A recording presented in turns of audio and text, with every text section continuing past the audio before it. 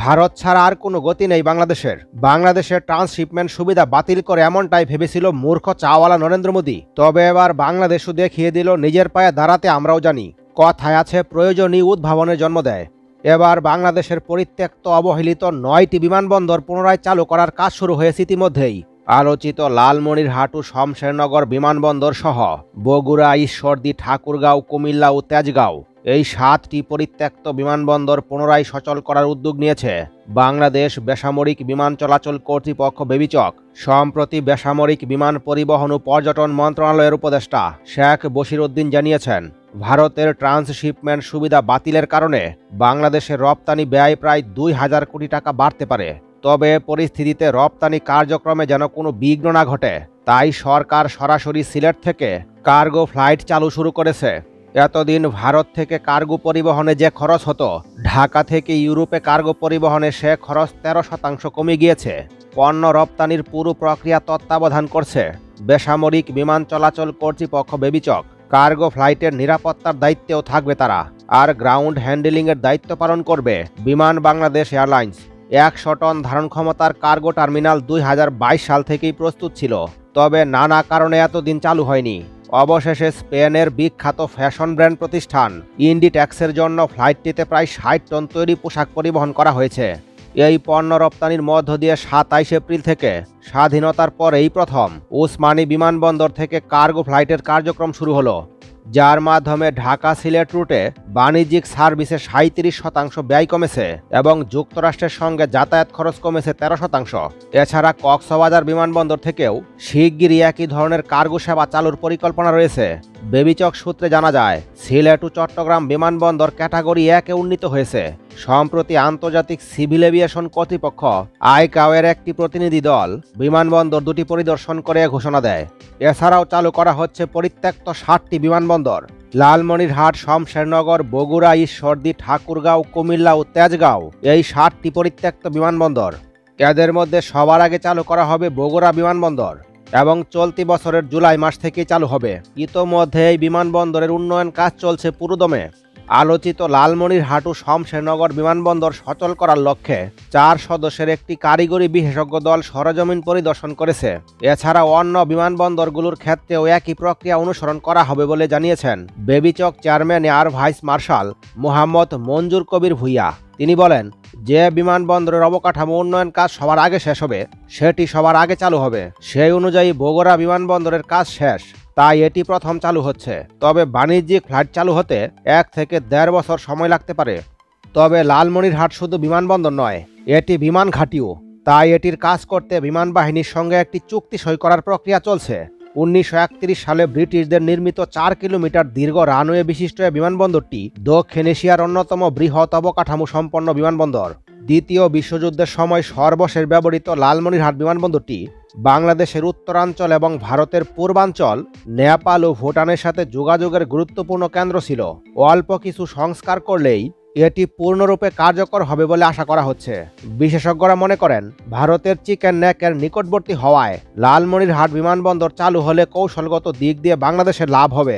অতীতে ভারতের আপত্তিতে বিমানবন্দরটি চালু হয়নি, তবে বর্তমান সরকারের উদ্যোগে এবার আর বাধা আসবে না। জানা গেছে, 1942 সালে দ্বিতীয় বিশ্বযুদ্ধের সময় ব্রিটিশরা জাপান, মালয়েশিয়া, মিয়ানমার ও ইন্দোনেশিয়াকে দখল করার উদ্দেশ্যে একই সঙ্গে বড় যে দুটি বিমানবন্দর নির্মাণ করেছিল, তার একটি হচ্ছে মৌলভীবাজারের কমলগঞ্জের শমশেরনগর বিমানবন্দর। সেই সময় বিমানবন্দরটির নামকরণ করা হয় দিলজান বন্দর। স্বাধীনতা পরবর্তীকালে নাম পরিবর্তন করে রাখা হয় শমশেরনগর বিমানবন্দর। অযত্ন অবহেলায় পড়ে থাকা বিমানবন্দরে 1975 সালে বিমান বাহিনীর একটি ইউনিট খোলা হয়। সেখানে বিমান বাহিনীর তত্ত্বাবধানে একটি প্রশিক্ষণ স্কুল চালু করা হয়।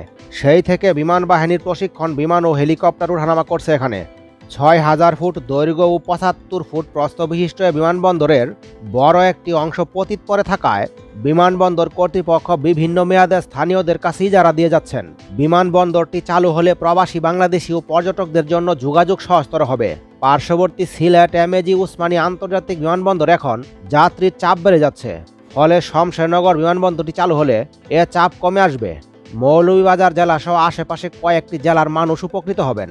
এভিয়েশন বিশেষজ্ঞদের মতে শমশেরনগর বিমানবন্দরটি চালু হলে তা নেপাল ও ভুটান সহ পার্শ্ববর্তী দেশগুলোর সঙ্গে বাণিজ্যিক যোগাযোগ জোরদার করবে এবং এটি একটি আঞ্চলিক হাব হিসেবে গড়ে উঠবে। এতদিন ভারতের পেট্রাপুল ও গেদে স্থলবন্দর হয়ে তারপর সড়ক পথে দিল্লি হয়ে ভারতের বিমানবন্দর ও আকাশপথে কার্গো পরিবহন করত বাংলাদেশ। গত ৮ এপ্রিল কোনো প্রকার পূর্ব নোটিশ ছাড়াই বাংলাদেশের ট্রান্সশিপমেন্ট সুবিধা বাতিল করে দেয় ভারত। তারা ভেবেছিল তাদের বিমানবন্দর ছাড়া ইউরোপ, আমেরিকা ও মধ্যপ্রাচ্যে কোনো মালামাল পাঠাতে পারবে না বাংলাদেশ। ফলে বাংলাদেশ বাধ্য হয়েই ভারতের কাছে মাথা নত করবে। কিন্তু তাদের ধারণাকে ভুল প্রমাণিত করল অন্তর্বর্তীকালীন সরকার ডক্টর মোহাম্মদ ইউনূস। আর যাতে ভারতের কোনো বন্দর ব্যবহার না করে নিজে স্বনির্ভর হওয়া যায়, তাই প্রথমবারের মতো সিলেটের এমএজি ওসমানী আন্তর্জাতিক বিমানবন্দর থেকে কার্গো ফ্লাইট ইতিমধ্যে চালু করে ফেলেছে বাংলাদেশ। ২৭ এপ্রিল স্পেনের উদ্দেশ্যে প্রথম চালান পাঠানোর মাধ্যমে এর আনুষ্ঠানিক সূচনা হয়ে গিয়েছে। কথায় আছে প্রয়োজনীয় উদ্ভাবনের জন্ম দেয়। যে ওসমানী বিমানবন্দরে এতদিন কার্গো টার্মিনাল ছিল না, ভারতের বিমানবন্দর ব্যবহার করায় এতদিন দেশের বিমানবন্দরের মর্ম বুঝত না, আজ তারাই প্রয়োজন বোধে উদ্ভাবনের জন্ম দিচ্ছে। আর এ জন্মের শুরুটা হয়েছে সিলেটের এমএজি ওসমানী বিমানবন্দর দিয়ে। এতদিন সিলেটের পণ্যমাল ঢাকা থেকে রপ্তানি করতে হতো। দীর্ঘদিনের দাবি ছিল সিলেট থেকে সরাসরি পণ্য রপ্তানির ব্যবস্থা করার। আর ভারতের ট্রান্সশিপমেন্ট সুবিধা বন্ধ হওয়ায় অবশেষে সেই দাবি পূরণ হতে চলেছে। ভারতের নিষেধাজ্ঞা বাংলাদেশের জন্য আশীর্বাদ হয়ে ধরা দিয়েছে। ওসমানী বিমানবন্দর কর্তৃপক্ষ জানিয়েছে কার্গো ফ্লাইট পরিচালনার জন্য সব প্রস্তুতি সম্পন্ন হয়েছে।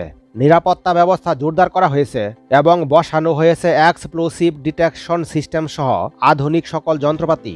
এখন আমরা নিজেরা নিজেদের পায়ে দাঁড়াতে পারবো। এতদিন এই মালামালগুলো অন্য দেশে নিয়ে গিয়ে বিমানের কার্গো হতো, কিন্তু এখন আর অন্য দেশে যেতে হবে না। আমরা নিজেদের দেশ থেকে কার্গো করব।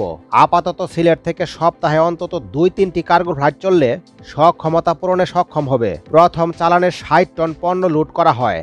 লুট হ্যান্ডেলিং এর কার্যক্রম পরিচালনা করে বাংলাদেশ এয়ারলাইন্স কর্তৃপক্ষ আর নিরাপত্তা দেয় বেবিচক কর্মীরা। প্রথম ফ্লাইটে ঢাকার এমজিএইচ গ্রুপ ও অরিজিন সলিউশন সহ আরেকটি কোম্পানির গার্মেন্ট পণ্য ছিল। ঐতিহাসিক এই মুহূর্তের মধ্য দিয়ে রপ্তানি বাণিজ্যের সঙ্গে সিলেটের নাম যুক্ত হলো। সেই সঙ্গে ঢাকার বাইরে থেকে এটাই প্রথম আন্তর্জাতিক কার্গো ফ্লাইট চালু। ফলে সিলেটের পান, সাতকরা, লেবু, মাছ সহ বিভিন্ন পণ্যের রপ্তানি বাড়বে। তবে সংশ্লিষ্টরা জানিয়েছেন ফ্লাইট চালু হলেও এখনই সরাসরি সিলেটে উৎপাদিত পণ্য রপ্তানি সম্ভব হবে না, কারণ এখানে আধুনিক প্যাকিং হাউসের অভাব রয়েছে। কারণ শাকসবজি রপ্তানিতে বিশেষ RA3 প্রোটোকল ও উন্নত প্যাকিং সুবিধা প্রয়োজন, যা এখানে তৈরি করতে হবে। ওসমানী আন্তর্জাতিক বিমানবন্দরের পরিচালক হাফিজউদ্দিন আহমদ বলেন, প্রায় ২৬ কোটি টাকা ব্যয়ে ওসমানী আন্তর্জাতিক বিমানবন্দরের কার্গো কমপ্লেক্স ও টার্মিনাল নির্মাণ করা হয়েছে। কার্গো ফ্লাইটে শুধু পণ্য থাকবে, কোনো যাত্রী থাকবে না। কার্গো ফ্লাইট চালু হলে ইউরোপ তথা বিশ্বের বিভিন্ন দেশে বৃহত্তর সিলেট অঞ্চলের জন্য নতুন যুগের সূচনা হবে। এ দুটি বিমানবন্দর দিয়ে কার্গো ফ্লাইট চালু হলে একদিকে যেমন রপ্তানিকারকদের ভোগান্তি কমবে, তেমনি রক্ষা পাবেন বাড়তি খরচ থেকে। সেই সঙ্গে পণ্য দ্রুত আমদানিকারকদের হাতে পৌঁছে যাবে। বন্ধুরা, ঢাকা বিমানবন্দরের পর এবার সিলেট বিমানবন্দর চালু হয়েছে।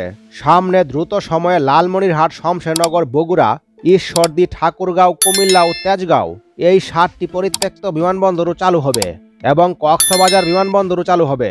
ভারতের উপর নির্ভর না থেকে আমাদেরকে নিজেদের পায়ে দাঁড়াতে হবে। সময় এসেছে স্বনির্ভর হওয়ার। এ ব্যাপারে আপনাদের মতামত কমেন্ট বক্সে লিখে জানান। পরবর্তী নতুন ভিডিও সবার আগে পেতে একটি লাইক দিয়ে চ্যানেলটি সাবস্ক্রাইব করে রাখুন।